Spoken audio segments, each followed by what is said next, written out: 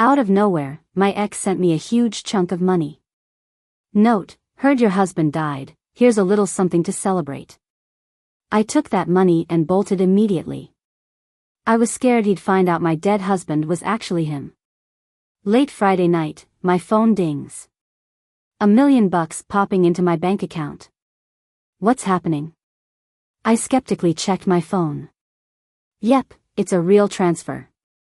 The transfer note said, heard your husband died, here's a little something to celebrate. I looked closely. That profile pic, that username. It's Peter, my ex I deleted 3 months ago in a huff. A cool $1 million is just his pocket change. But enough to buy endless drinks for dudes with 6-packs. I quickly moved the dirty money. While debating whether to erase my digital trail and run away, there's a notification, a friend request. I opened it. Sure enough, it's Peter. His message ominously says, add me. I replied, no way. Add me and I'll throw in another $1 million. How cliché. Am I really someone who's into money? Trying to impress me with cash is an insult to my noble character. Spare me. But I accepted anyway, in a heartbeat. Truth is, while money isn't everything, you really can't do without it. Alright, here we go. You've added Peter. You can now start chatting. Faced with the sugar daddy, I stayed humble and to the point. Transfer more money. Peter responded slowly, tell me about your husband's death. Then I'll send it. Make it good, alive with pics and all.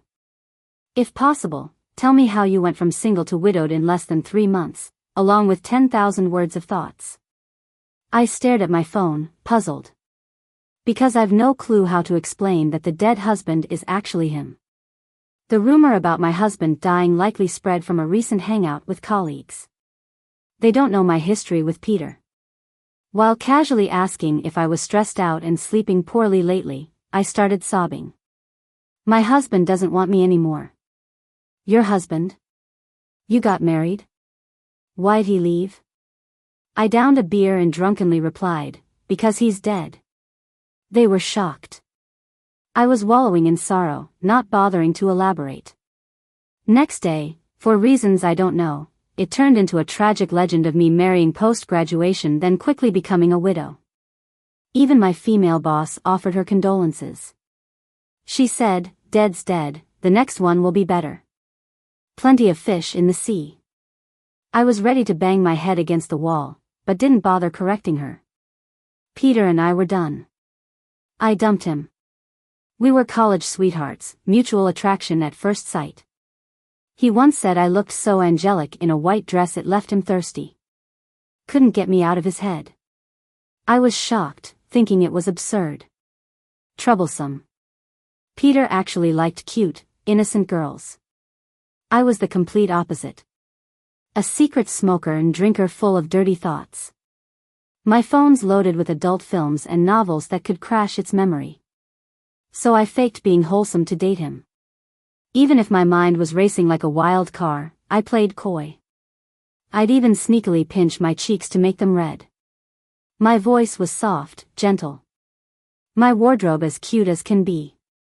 The innocent persona stood strong. But somehow, while Peter and I seemed crazy in love, things weren't seamless. Yeah. You guessed it, the physical side. We were college students, after all, hot-blooded. Can't just hold hands. Though Peter seemed rebellious, he was surprisingly reserved at night. Such a waste of those abs and long legs paired with a drop-dead gorgeous face. Every time I was disappointed to tears, trying to hint him onwards. But he'd be so cold, indifferent, unreasonable. I'd break out in pimples occasionally, you could blame the hormones. Burning desires bottled up, I grew more resentful than even a mythical villain. Finally, I couldn't stand it. Graduating college, I painfully broke things off. Peter was somber, voice gritty. Why? Why? You have no idea, Peter. But I couldn't just say his performance was subpar and left me unsatisfied, could I? My angelic charade would crumble. Knowing his mischief, he'd make my life hell. So I said we weren't a fit, didn't have feelings anymore. He stared at me for a long moment, then turned away. As he did, I saw his eyes were red. Regrets filled me. Instantly. I regretted it so much I was going nuts. At least he had the equipment, after all. Worst case, I'd take him to a doctor, get him sorted eventually. But said words can't be taken back. Spill water, can't fill the cup. So I deleted his contact, stopping myself from thinking about him. Lived a dull, tedious life. And somehow, my drunken prattle made its way to Peter. He came looking for me. Didn't expect him to care after I dumped him, thinking he'd ghost me forever. Or hold a grudge. Yet hearing about my supposedly dead husband, he reeled me back with a bank transfer. No idea how he saved my account details. Quite cheeky, that guy. Seeing me silent, Peter kept messaging like crazy. Buzzing non-stop. Hey Jessica, you want another $1 million? How about $2 million? You ignoring me or what? Forget the story, I'll just send it. Just don't ignore me. Transfer $1 million. Here, don't leave me hanging. Your useless husband's dead, but I'm still here. I'll gladly take his place. Is this the same unruly ex of mine? Now happy to take sloppy seconds. Must be having kidney issues so he's clinging on to me. Speechless, I replied, but my husband was amazing and you're not. He retorted, explain where I'm falling short. I replied, my husband was a machine, 7 times a night. And you? An ellipsis. Left in endless sympathy, speechlessness, and speculation. Those who know, understand. Those who don't, needn't ask. Peter fired back a death stare emoji. I pictured his annoyed, gritting teeth expression. Angrily typing. First off, that husband of yours was a brute. Next, what's my problem? Jessica, I was holding back for your comfort, worried about you. You'd cry each time I got too rough, all gentle and fragile, like a little water-maid babe. How dare I attempt a second round? I was about to explode from holding back. So who's really the one not cutting it? So he's been holding back, worried I'd feel bad or start crying? Not that he can't do it. I was dumbfounded, totally in disbelief. Turns out Peter isn't a once-a-week guy. I was thrilled. I decided to give the world a 5-minute smile. So, your kidneys are actually fine? How can you curse like that? Were my kidneys ever bad? Peter was mad. Don't go to sleep yet. I'm coming to your apartment. Caught off guard by the truth, I instinctively asked, what are you coming over for this late? Just wait. Peter dropped that line and went silent. Holding my phone, my mind went blank for a moment. So, what's he coming to my place for? But as someone well-read, I quickly realized what he wanted. Yep, it's me. I gulped and quickly took a fast shower. I put on the white dress he liked, trying to look innocent but ready to hit the highway with my ex tonight. To see if he's really up to it. 10 minutes later, Peter drove over. No idea when he learned my address. He walked in, scanning my place like a dog. Once he confirmed I lived alone, he relaxed a bit. He raised his chin lazily. Where's your dead husband? Thinking fast, I decided not to reveal he's actually my late husband. No reason to, really. He wouldn't forgive me for making that up. Plus, I enjoy watching him get jealous over someone who doesn't exist. So I said, you ever hear some people are dead but still alive? Peter clearly didn't get what I meant. I meant where's his photo? Shouldn't your ex-bro pay respects to his dear departed brother? I waved it off. He doesn't need money. Your hubby was rich too. About the same as you. Peter scoffed, unimpressed. He's handsome like me. Pretty much a tie. Same height. Body? I'm 6'1" with an 8-pack. He's got that. Here comes male rivalry, folks. I said honestly, he actually does. Peter's face darkened. All shades of black. Jealous, he said. Fine, Jessica, decent choice post-breakup, finding a double that good. I mumbled, is it possible I've known him for a while, and he's not a stand-in? Didn't want him to think so low of himself, but Peter was speechless. His eyes reddened, filled with complex emotions.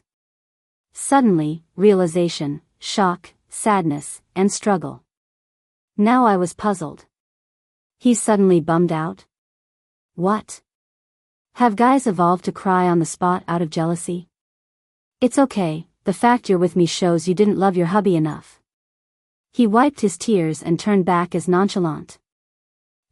He switched topics a bit abruptly. Let's not dwell on that. I came to talk about us getting back together. Rekindle? My attention snapped from his crying to that. So, he still had feelings for me. Yeah, rekindle, but there's one thing I'm curious about. Jessica, did you break up thinking I had bad kidneys? I awkwardly replied, who knew you were a once-a-week guy, but now I know you held back out of respect. Sorry. Forgiven, but? Peter raised a brow, didn't think you were this eager. I was panicking. Trying to save face, I said, because novels say a guy who loves a girl can't hold back. I was misled. Don't worry, I'll ditch those books. Why delete? If you like M, read M. No theory, no practice. He leaned close, face to face. Close enough to admire his perfect eyes. Breathing out on purpose, messing with me. Full on seduction mode. Do you want to try tonight? I can be a 7 times a night guy. We locked eyes. Sparks flew. Who can resist that? A woman needs these things to keep going. I leaned up for a kiss. That long-gone feeling almost broke my innocent act. In a husky voice, Peter said, tonight, I'll show you what I can do. I'll replace your hubby in your heart. Peter isn't always serious, but he keeps his word. I was so excited I was shaking. But just as he kissed me breathless, my phone rang. My mom's ringtone. I managed to push Peter away and answer after calming down. Mom rambled on, and after hanging up, I sat silent. Peter watched me, his eyes still intense. He'd taken off his shirt, tousling his hair. He grabbed my ankle, pulling me to the bedside. Whispering in my ear, "What's up?" I sighed. Maybe head home tonight. We can continue this later.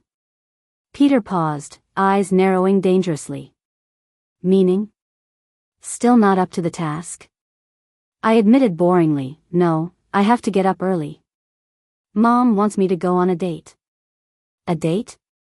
Jessica, you've broken up, had a flash marriage, became a widow, and now you want to go on a date in front of me? Scratching my head, I felt guilty. Without that flash marriage, my mom saw I was down after the breakup, so she planned this date back home. Mom set it all up, and avoiding it isn't right. Don't go, tell your mom we reconciled. Not likely. Why not? I'm just like your hubby, not good enough. His eyes welled up again. Why the tears? Was Peter stewing in jealousy post-breakup?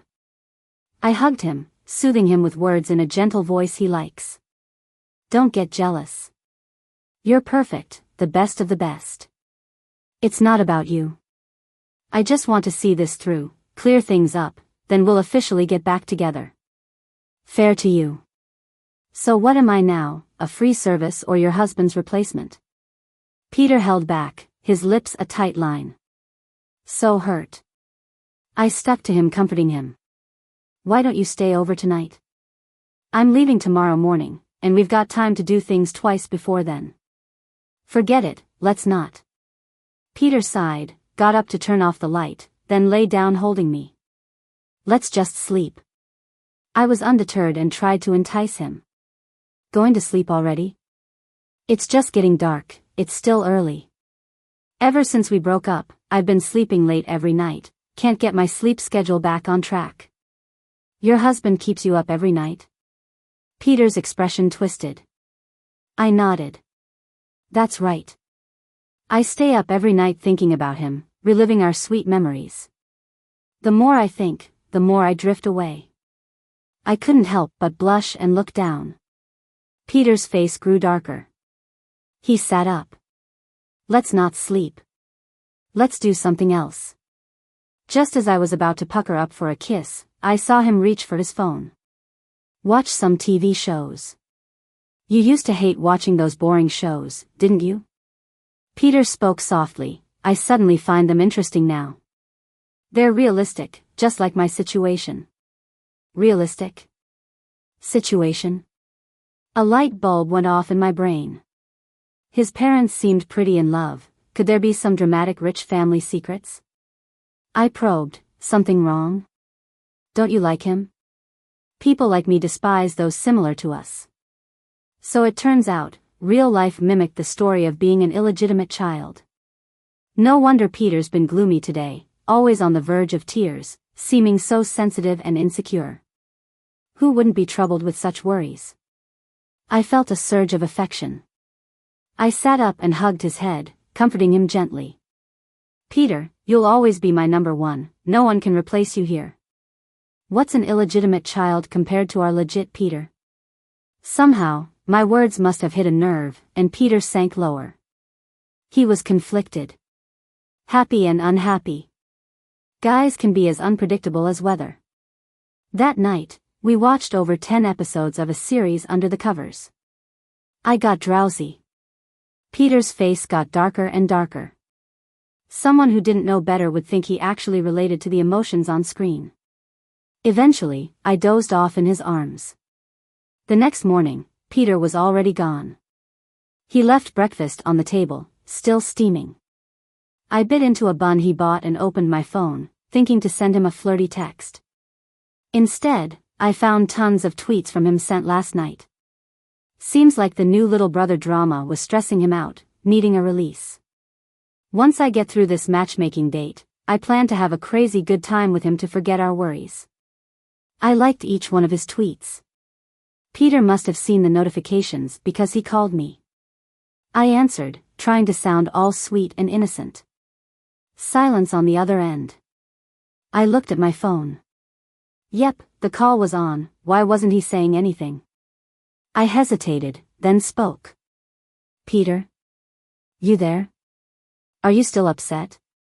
Finally, his low, raspy voice came through. No, just didn't sleep well and I miss you. Binging on shows and reveling in the feelings doesn't lead to good rest, does it? I reassured him, focus on me and forget everything else. Honestly, though you both have similar backgrounds, he can't match up to you. He pressed on. Really? Really? Even though he and his half-brother share a parent, Peter's brilliance is unmatched by any random person. So who's better, me or him? Him. How would I know if the half-brother is any good? I quickly responded, obviously you. That finally lifted Peter's mood. He spoke lazily. Once you're done with that date, come home quickly. I'll meet you tonight. Let's pick up where we left off. With the idea of rekindling things with Peter cheering me on, I decided to spend just 5 minutes on the date. But when my blind date showed up, I couldn't help but let out a low whistle. At first glance, he looked about 40–50% like Peter. But lacked Peter's laid-back charm or his striking features that made him stand out in a crowd. Just normal handsome. Facing a face I liked, I showed a little patience. My date sat down and introduced himself. I politely replied. What was supposed to be a brief 5-minute interaction turned into chatting for over 10 minutes. Politely, we even exchanged numbers. Then I made an excuse and left first. I thought the date would just naturally fade away, but on my way back, my mom called. Jessica, the matchmaker said he was impressed with you. They want to know what you think. Mom, I'm not interested, please don't set me up anymore. Why? Do you have a new boyfriend since you broke up with Peter? Nope, it's still him. We planned to get back together.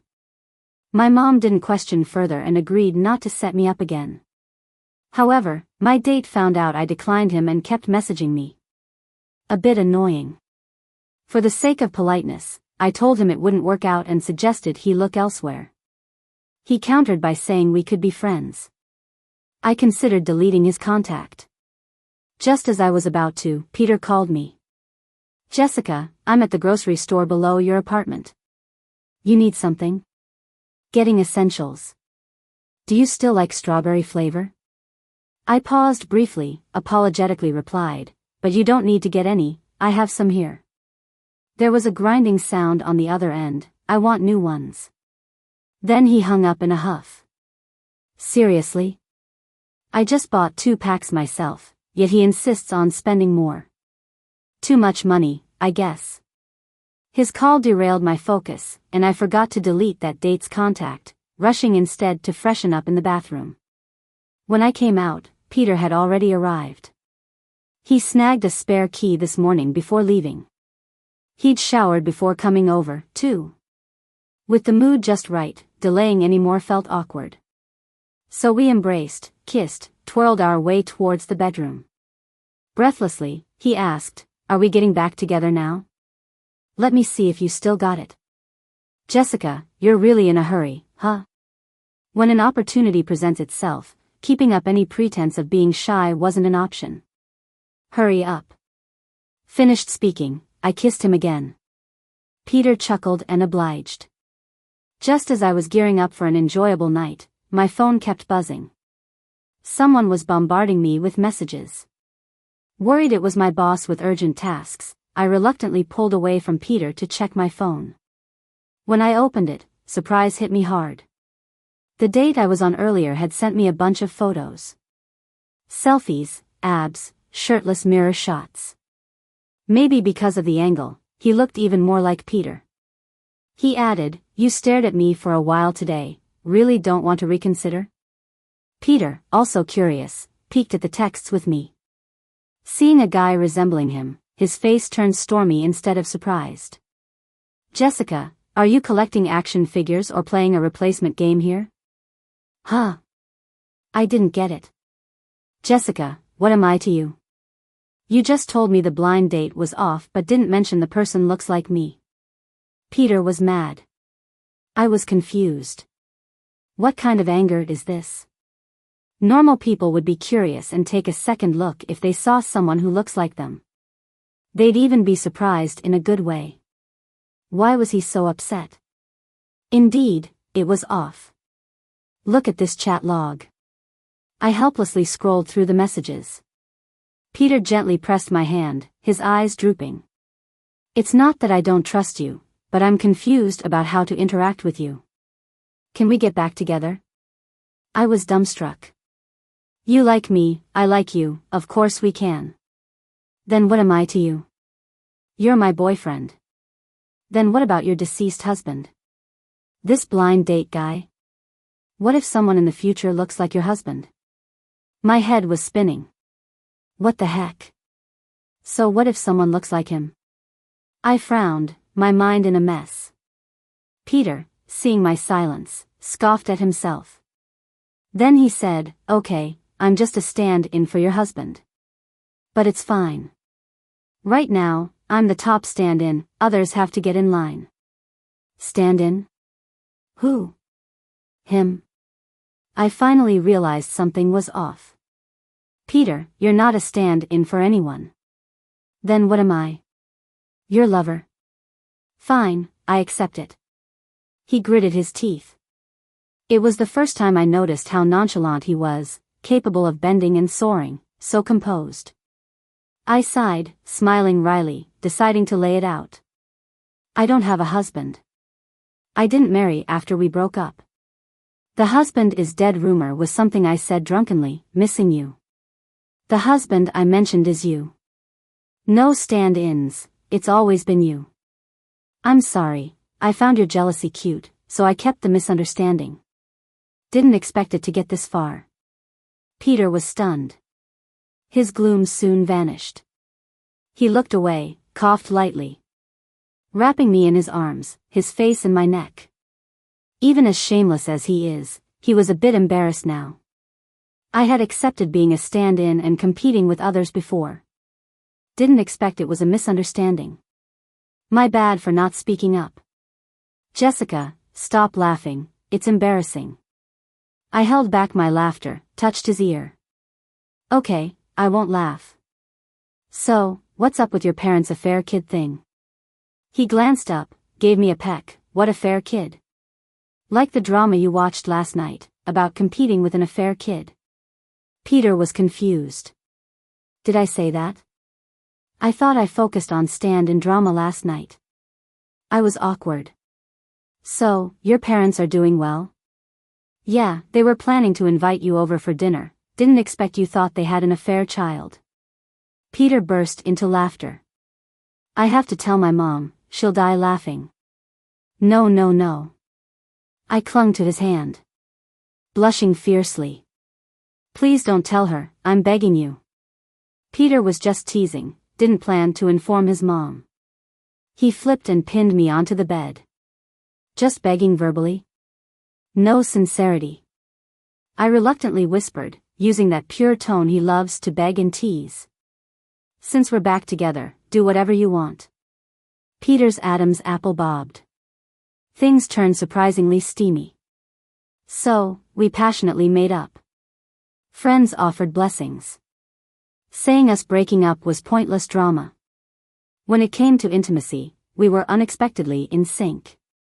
I'd silently tempt, he'd no longer hold back. After work, a quick dinner, then back to either of our apartments. Couple life sweet as honey. His health, top-notch. We even had dinner with his folks, graceful and charming throughout. The meeting pleasant. Planned for a family dinner next time. Though I feel my pure persona might not last. It's all Peter's fault for making us so wild, sometimes I'd let my true self slip. Like cursing when he irritated me. Like getting caught reading racy comics. Or saying naughty things in heated moments. Even, having my hidden stash of booze and smokes discovered. Luckily, I'd respond quickly, hastily covering up. Peter didn't pry. Seems not suspicious. Still treats me good. But wearing a mask around the person I love feels unfair. So, I plan to gradually reveal my real self. Slowly but surely, he'll come to accept it. But reality is harsh. Peter, after graduation, started his company, quickly becoming a young CEO. At work sometimes needs to be in suits, making me swoon. One day after we got back together, he had to travel for work. Wearing a half-open black shirt. Collarbones defined, shoulder broad. Looking fantastically attractive. Reluctantly reminding me, in his smooth voice. I'll finish up quick and come back, eat well, no takeout, dress warm, call me 3 times a day. He went on and on. Peter seemed carefree but actually had a bit of a strict parent vibe. Strong sense of control, a slight frown making knees weak. Drives me crazy in love. I nodded obediently, not a bit impatient, letting him rest assured, even asking for a kiss. He left satisfied. Once he was gone, I'd break into a mischievous grin, casually order takeout. Indulged for days till my friend Anna arrived. She's one of the few who knows the real me. Hearing Peter was away, suggested a wild night out. I hesitated. Could we go somewhere else? Afraid if Peter caught me, I'd be dead. She egged on. Isn't he away? As long as you don't spill, he won't know, relax. But? You've been keeping it pure for romance, let loose and relax, what's wrong with that? I was convinced. Anna, you're right, be there soon. Hung up, dashed to the closet. Shoved aside sweet dresses, found the black stockings and mini dress. Topped off with red lips and waves. Tonight, I'm coming alive. I rushed to get dressed and met up with my friend. We headed straight to the White Horse Club. Of course, my friend ordered too. She had her arms around them, living large. I didn't order anything. I was perfectly content just chilling in the corner, drinking while listening to the thumping music. I was about to hit the dance floor when my phone buzzed a few times. I took a look and saw that Peter had sent me a message. He asked me, "Hey baby, have you eaten?" "Yeah, I have." "You?" I replied. "Not yet, I'm still busy. Waiting on a client, might not work out." "What'll you do if it doesn't?" I asked, worried. "Just let it go. Anyway, I'm busy now, no video calls tonight. It's late. Get some sleep and don't wander around." "Okay, I won't wander, kisses." We texted sweet nothings before Peter returned to work. I put my phone away and partied hard, not noticing the phone buzzing again soon after. By the early hours, I was exhausted and returned with my friend to our booth to keep drinking. The guys she ordered were quite impressive, calling her sister and feeding her fruit. She tipsily told one of them, "Hey, go take care of my bestie too, I'll pay extra." The model happily came over. Even though I was drunk, I knew my limits. I waved him away. "I'm good, thanks." My friend insisted, "Tonight, you need to let loose. I'm already having fun. This is nothing, really. Go on, feed her a strawberry." The guy obliged, trying to serve me again. I reflexively moved away, only to sit on my still buzzing phone. "Hang on," I mumbled, fishing it out. I squinted at the screen, sobering up at the sight of countless missed calls and messages from Peter. Did something happen to him? I shakily dialed back, only for my phone to ring again right then. It was Peter. I answered quickly, slurring from the alcohol. "Peter, what's up? Why so many calls? Is something wrong?" It was loud on his end. But I couldn't tell if the noise was here or there, the music was identical. His voice was oddly calm, without the usual teasing tone. So calm it was eerie. "Nothing's wrong. The deal didn't fall through, I'm back early. Don't worry, don't let it get to you." "I'm not worried. Just wondering, Jessica, where are you?" Knowing he was okay, I relaxed, drunkenly muttering, "I'm at home. I just left your place." "You're not there." I rubbed my temples, dodging the still persistent fruit offer from the model. "I'm at a friend's." "What friend's place blasts music this loud at midnight?" "Your friend lives in a club." I was stumped, my tipsy brain unable to craft a decent lie. "Well? Where?" The model kept trying to feed me. Persistent fellow. Determined to earn every cent. I was about to accept just to get him off my back when Peter's voice cut in. "Jessica, try eating what someone else is feeding you." His tone was cold and sent a chill down my spine. How did he know about the model? Can he see through walls? I glanced up, sensing eyes on me. Over by a pillar, Peter leaned, phone in hand. "Come here." My heart skipped, panic setting in.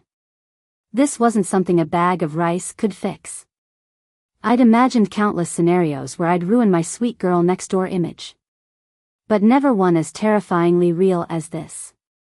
I slunk over to Peter, too scared to speak. High heels made walking slow and wobbly. Peter eyed me, slowing down for me to catch up. Once I finally got into the car, about to grovel out an explanation, he floored it, giving me serious whiplash. By then, the alcohol had sobered up enough to tackle SAT math problems. So, how do I calm down this ticking time bomb of a boyfriend? Blame it on a temporary possession by a reckless spirit? Or say I wandered in just for a meal at the club? The drive was silent and tense until we arrived at his posh apartment. Peter got out, circled to my side, and caught me trying to sneak out. He didn't hold me tightly, and his face wasn't as angry as I'd feared, so I relaxed a bit. Inside, I had all my explanations planned, mostly tons of apologies. If he didn't forgive me, I'd cry. No way would we split up. But Peter didn't seem in any hurry to hear my excuses. He handed me a hot drink and then went to shower. My finely crafted explanations fizzled out. So, I hit the showers too, then curled up in his bed, my back to him. Nervous and shivering. "Turn around," he said. "Is there treasure on that wall?" I turned slowly, giving him a look I hoped was charming and appeasing. Scared he might go full on fury, applying iodine and belt-level disciplinary measures. His face was unexpectedly calm. He had that teasing smile I knew. He pinched my cheek, pulling me into a hug with his long arms. "So, have you figured out your story?" "Yup," I exclaimed, launching into my love-fueled tale. "In short, I'm hopelessly in love with him. Peter, I didn't mean to. If you like the sweet, innocent image, I'll keep it up. Never disappoint you. So, please, can we not break up?" Fidgeting, I watched him, and he chuckled softly. "Jessica, who said I like your innocent front?" "You didn't. But you told me seeing me in a white dress made your heart race." Playing with my hair, he lazily admitted, "That's true. But I like every side of you, not just that one." There was more. Peter pulled me closer and spoke cryptically. "You think I'm clueless?" My brain short-circuited. "Did you know I've been faking it all along?" "Yep, thought it was your fun little thing, so I let it slide." What a huge misunderstanding. But relief flooded through me. Dropping the act, I teased him with a cheeky grin. "Then what's with the anger tonight?" "I was mad you lied about sleeping while hitting the club and hiring male models. You weren't around. I was lonely and bored. Then how about next time I travel, you join me? I need a secretary." With a serious tone, I refused.